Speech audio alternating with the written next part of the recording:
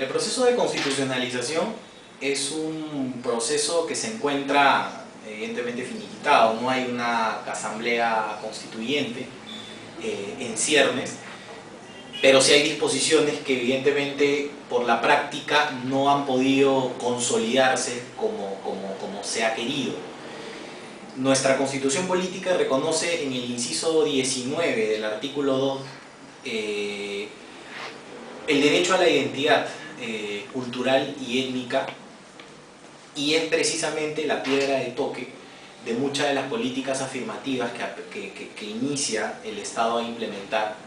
a través de esta priorización de los pueblos indígenas. Seguramente es claro allí la ratificación del convenio 169 de la OIT, que es una herramienta imprescindible en esta temática.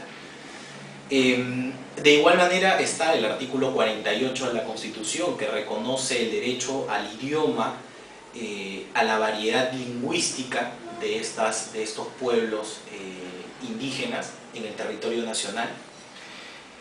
El artículo 89, que reconoce autonomía en la organización, básicamente en el tema de la estructura de gobierno que estas comunidades han priorizado o han considerado adecuadas llevar a cabo para el desarrollo comunitario. El reconocimiento de un derecho consuetudinario, de un fuero, digámoslo así, indígena, según el artículo 149 de la Constitución, donde evidentemente, como lo vamos a ver más adelante, existen límites. Esta posibilidad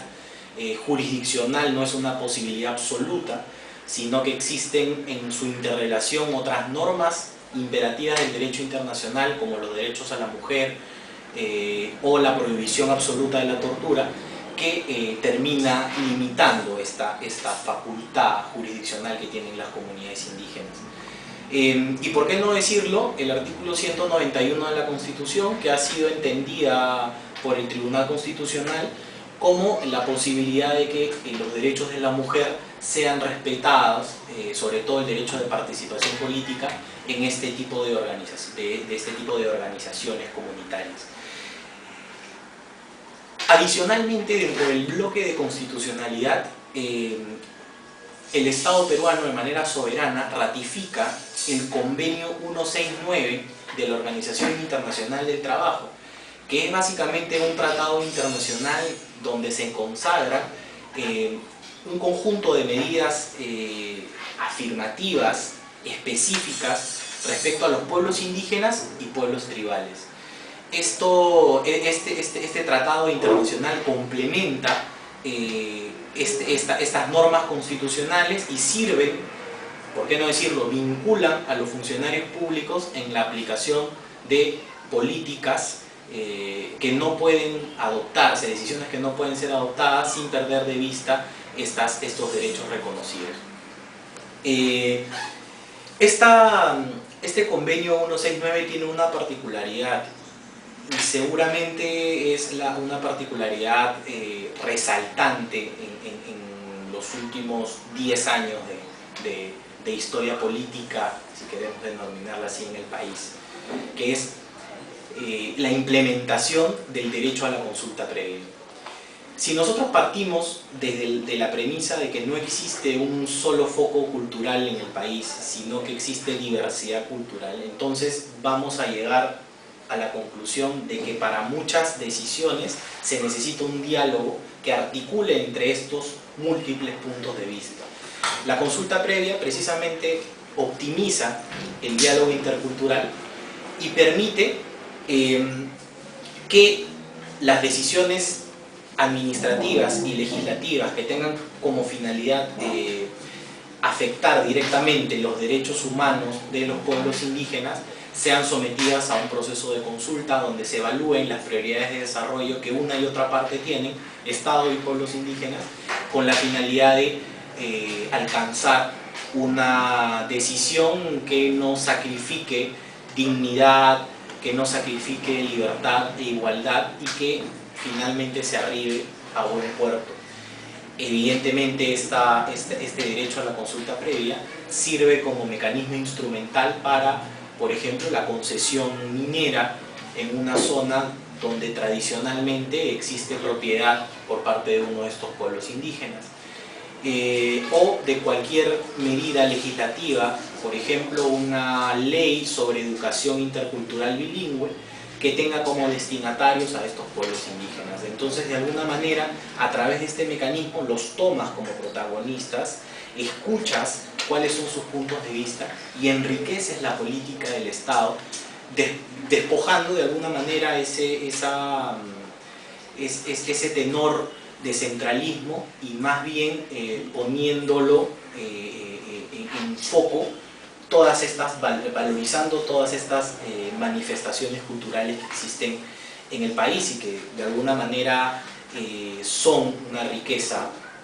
que hay que poner en valor, ¿no?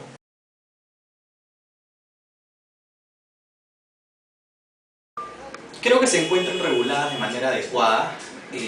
Básicamente las disposiciones constitucionales y los tratados internacionales, así como la jurisprudencia de los tribunales internacionales como la Corte Interamericana, complementan y suman a un corpus juris, a un cuerpo normativo que sirve de manera orientadora y limita muchas de las discreciones o arbitrariedades que pueden tener algunos funcionarios. Entonces creo que de ahí parte que legislativamente, constitucionalmente tenemos un plexo adecuado. El problema está en la voluntad de muchos de los funcionarios en que esto que legislativamente, normativamente está contemplado, sea aplicado verdaderamente en la realidad. Y hay mucho pendiente en la labor pedagógica de estos funcionarios. Creo que hay un avance importante a través de la creación del Viceministerio de Interculturalidad, la labor que ellos realizan a través de la difusión de bases de datos, de tradiciones, de alguna manera han puesto en la palestra muchas de estas cuestiones importantes. Sin embargo, creo que falta incidir en algo que denominaba Robert Dahl como una democracia cooperativa. Que parte por el hecho de no ver como un grupo de disidentes que se quieren alejar de las políticas del Estado, sino más bien de un grupo de personas con una perspectiva distinta que si es que no tiendes puentes de diálogo, no se van a poder construir políticas públicas efectivas. Creo que de alguna manera ahí está el ideal, en una deliberación correcta, donde todos los actores concernidos sean escuchados, tengan posibilidad de, sin ninguna restricción y sin una represalia, poder expresar cuáles son sus puntos de vista y entendiendo cada una de las personas que se encuentran en este diálogo, que no existe de antemano una decisión correcta, sino que precisamente lo correcto está en el procedimiento de conversación, de escuchar los puntos de vista y que luego de esta síntesis de perspectivas se va a poder por fin alcanzar lo óptimo. Repito, lo legal, lo normativo, lo constitucional, de alguna manera ha llegado a un punto de equilibrio, pero en el tema de la práctica, en el tema de la difusión, en el tema de la implementación de estas disposiciones, todavía hay una tarea pendiente. Hace muy poco hemos perdido a uno de los teóricos más importantes del análisis económico del derecho, de la teoría de los juegos, John Nash. Y John Nash planteaba la teoría del equilibrio, es decir, mientras los actores involucrados en la toma de una decisión conozcan en mayor medida cuál va a ser la solución que les va a dar más beneficio, es más probable que la decisión que se adopte sea una decisión unida, coordinada. Esa teoría del equilibrio es lo que falta en el diálogo intercultural, que todas las cuestiones sean escuchadas, puestas sobre la mesa y sobre ese fundamento se adopten las medidas que el Estado necesita para por fin dar el salto a el primer mundo, ¿no?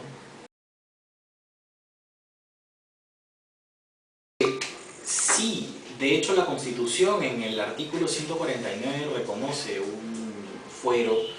donde el tema consuetudinario es valorado y básicamente otorgas autonomía a una comunidad indígena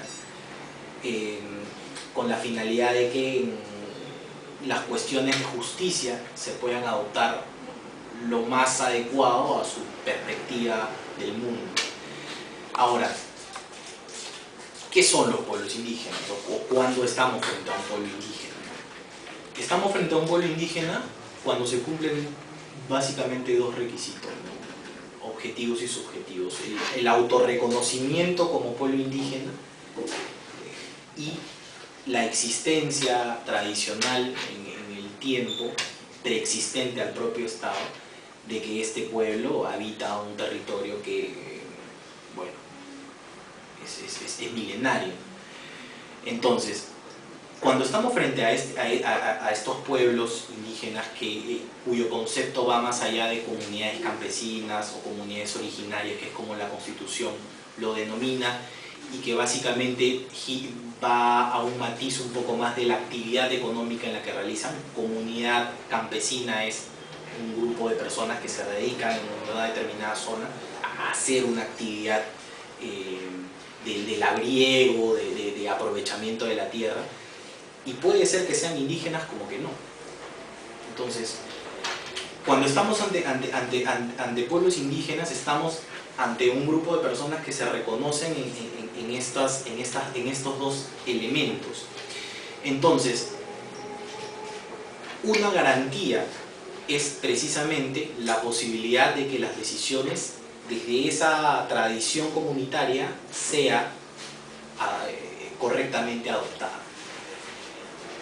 Todo este sistema es un sistema absoluto,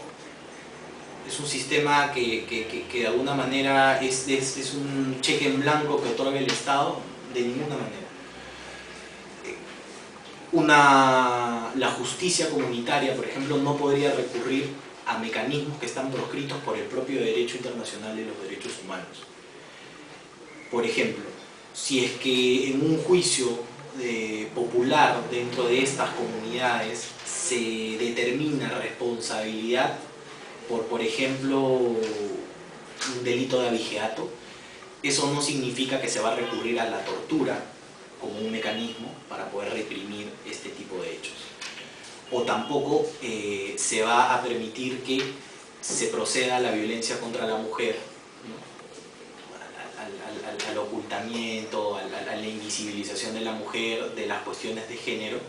porque de alguna manera tradicionalmente es algo que está establecido así.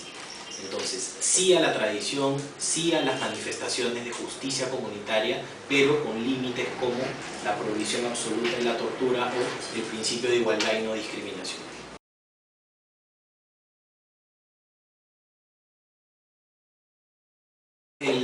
La justificación del tratamiento diferenciado, ¿no? Es el reconocimiento de autodeterminación, de diversidad étnica,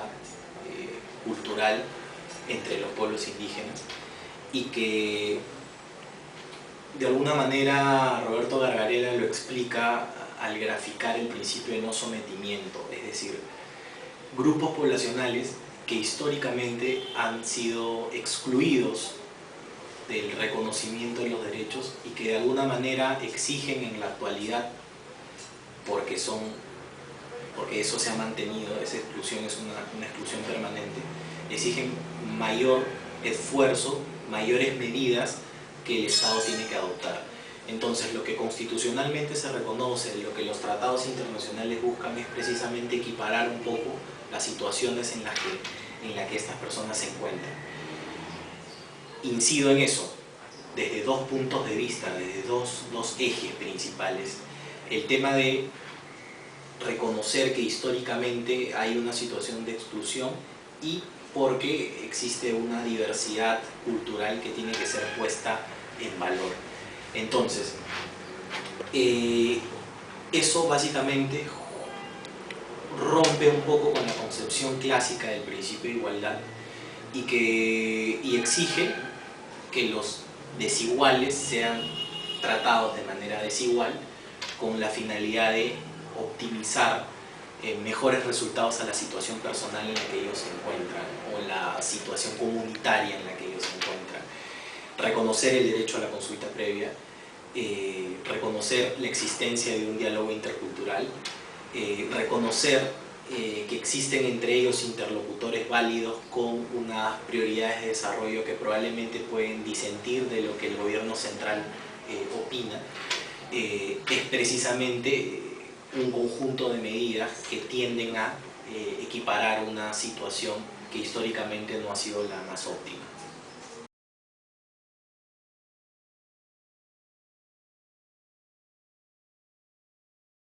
26/2011, en vía de habeas corpus, resuelta por el Tribunal Constitucional, parte de reconocer que no existe homogeneidad en el país en el tema cultural y que de alguna manera estas diversidades tienen que ser puestas en valor. Entonces, precisamente reconoce ahí la posibilidad de un trato diferenciado, reconocer fueros que bajo ciertos límites puede encontrar cabida en el Estado democrático de derecho.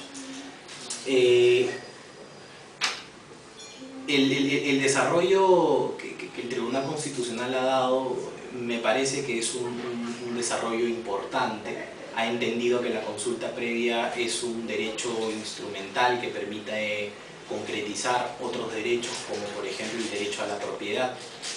en el entendido de que por las tradiciones ellos, los pueblos indígenas, tienen una concepción completamente distinta de la propiedad, donde hay un vínculo sentimental, un vínculo familiar con la tierra, contraria a la concepción occidental que puede existir, donde lo único que interesa es el uso, disfrute, reivindicación. Básicamente la propiedad tendría valor en el campo de lo económico. Entonces, con respecto a los pueblos indígenas, existiría algo más ligado a lo espiritual, a la cosmogonía de estas particularidades que además están muy presentes, ¿no?, geográficamente en la zona de la selva peruana y parte de la sierra también. Y de alguna manera esa formulación heterogénea de la cultura permite de alguna manera identificar y, por qué no decirlo, rescatar y consecuentemente ponerlas en valor. La Corte Interamericana ha tenido oportunidad de decidir casos precisamente donde se exigía, ¿no?, existía la necesidad de que personas provenientes de estos pueblos indígenas sean reconocidas por parte de las políticas, por parte de las medidas que el Estado emprende. En el caso López Álvarez contra Honduras, por ejemplo, una persona garífuna, se reconoce la posibilidad de comunicarse en su idioma nativo. Y lo que viene después, a través del caso Yatama, donde la Corte Interamericana exige a Nicaragua el reconocimiento de una organización distinta a la que su ley electoral reconocía de manera occidental, sino un poco respetar los usos y costumbres en la organización de las estructuras, marcan de alguna manera la pauta de lo que en el Perú tiene que o viene haciéndose, ¿no? Hay también un conjunto de decisiones, como las sentencias contra Paraguay respecto a las comunidades indígenas ubicadas en la región del Chaco, Yaquiaxa, el caso de la comunidad Saboyamaxa y el caso de las comunidades Echenlengua, como el caso Xamocasec. Y allí todas estas tienen en común un denominador, que es el reconocimiento de una perspectiva distinta sobre el territorio y de alguna manera la necesidad de que el Estado, respecto a estos grupos, reconozca un mecanismo de consulta, un mecanismo de diálogo un mecanismo de escucha para poder entender qué medidas son priorizables frente a las perspectivas de mundo que tienen estas comunidades. De alguna manera eso guarda un equilibrio con las cuestiones medioambientales. Con posterioridad, la Corte Interamericana tuvo la posibilidad de decidir el caso de la comunidad Sarayaku contra Ecuador, donde de manera inconsulta, dejándolos de lado, se otorgó concesiones gasíferas y extractivas de petróleo en comunidades que tradicionalmente pertenecían a la comunidad Sarayaku. Eso además les negaba la posibilidad de que ellos participen directamente en los beneficios que se obtenían de estas actividades extractivas. Entonces, no solamente es la negativa de poder acceder a un territorio que tradicionalmente ha sido utilizado para poder encontrar, por ejemplo, los alimentos básicos, actividades extractivas como la pesca, la caza, y no solamente el tema espiritual. Una montaña para muchos es un apu, un río es un apu, es un lugar de espiritualidad, sino también que lo que se encuentre materialmente no termina siendo utilizado para priorizar, para mejorar la situación económica de estas comunidades. Y nuestro Tribunal Constitucional ahí grafica con claridad en la sentencia Conga lo que denomina la inversión privada deseada por la Constitución, que es una inversión privada que busque el bienestar familiar, acceder a los recursos que puedan de alguna manera parar el Producto Bruto Interno, el funcionamiento de nuestras industrias, pero sin perder de vista el enfoque basado en derechos humanos, que es que estas comunidades tienen una perspectiva distinta del mundo y que de alguna manera tienen que ser respetadas estas reglas de juego puestas por nuestra Constitución y que emanan de los tratados internacionales que ha ratificado el Estado peruano. Entonces, creo que es importante de alguna manera sincronizar actividad económica y obligaciones respecto a la dignidad humana de los pueblos indígenas. Finalmente, nuestro artículo 1 de la Constitución